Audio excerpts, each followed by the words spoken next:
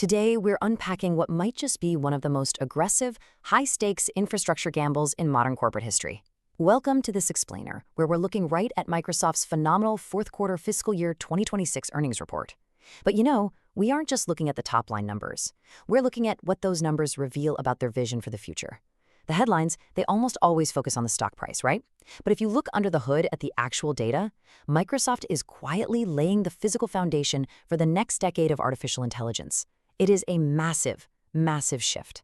And to understand exactly how big this bet really is, we need to look at the numbers they just reported.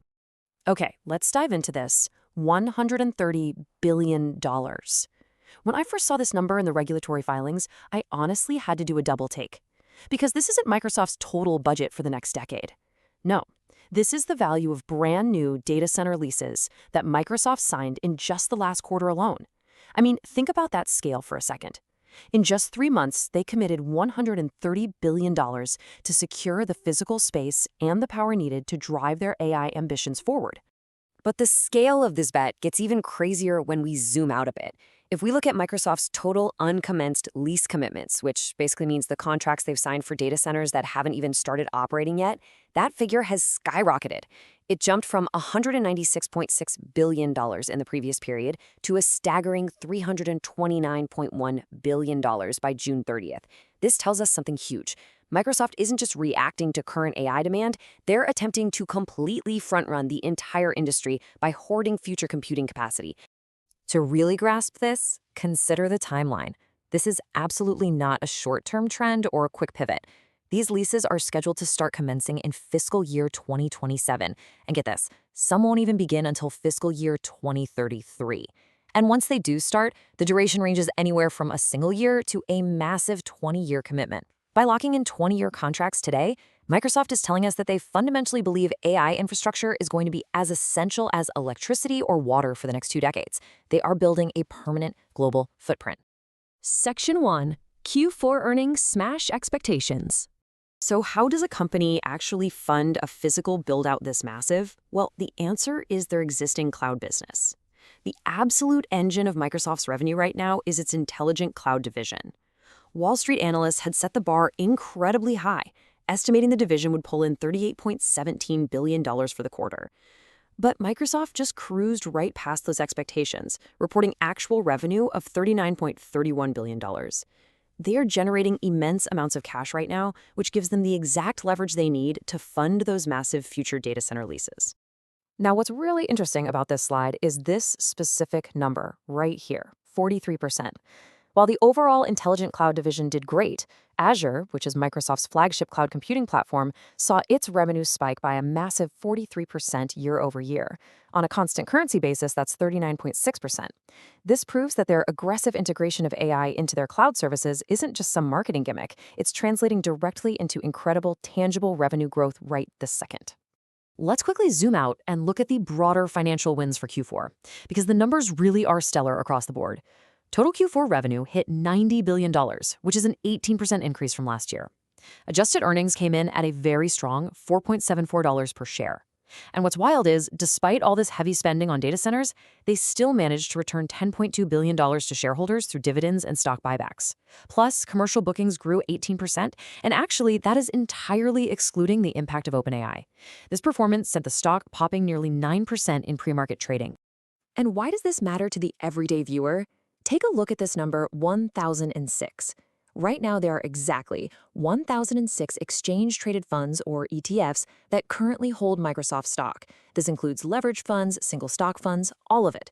When Microsoft beats expectations like this and their stock jumps, it directly boosts the retirement accounts and portfolios of millions of people who hold these ETFs, whether they actively follow the tech industry or not. The ripple effect here is just massive. Section 2.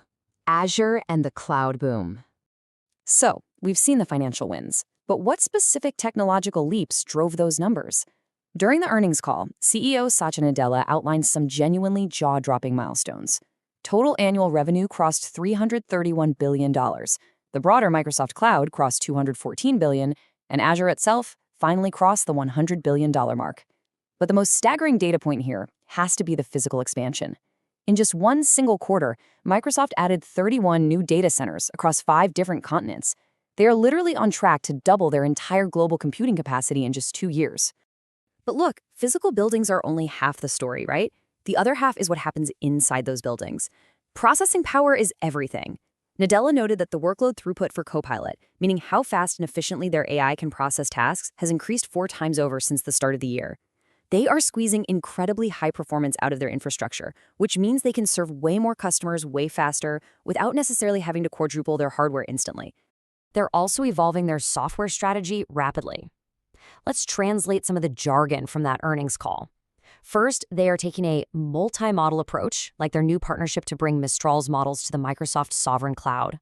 Simply put, it means you can swap AI models easily on Azure depending on what exactly you need. Second, they're shifting how they actually make money from AI, moving from just charging a flat subscription fee to a seat plus usage model, meaning if you use the AI more, you pay more. And finally, they teased Project Perception, which Nadella described as a complete multimodal agentic security system. Basically, highly advanced autonomous AI guarding their entire ecosystem. Section 3. Wall Street's oversupply fears. Now, a bet this big doesn't come without immense scrutiny. If Microsoft is spending hundreds of billions on AI, what happens if the bubble pops? We saw a really fascinating clash of perspectives on the call.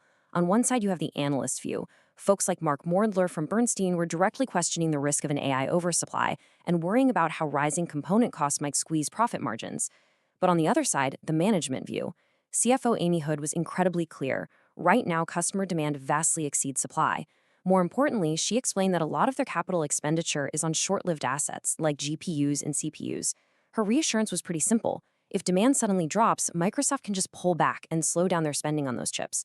They actually have a lot of flexibility built in. And to completely shut down that Wall Street anxiety, CEO Satya Nadella delivered this massive narrative counterpunch on the call. He stated, "I have never felt this confident in our opportunity to drive sustained long-term growth."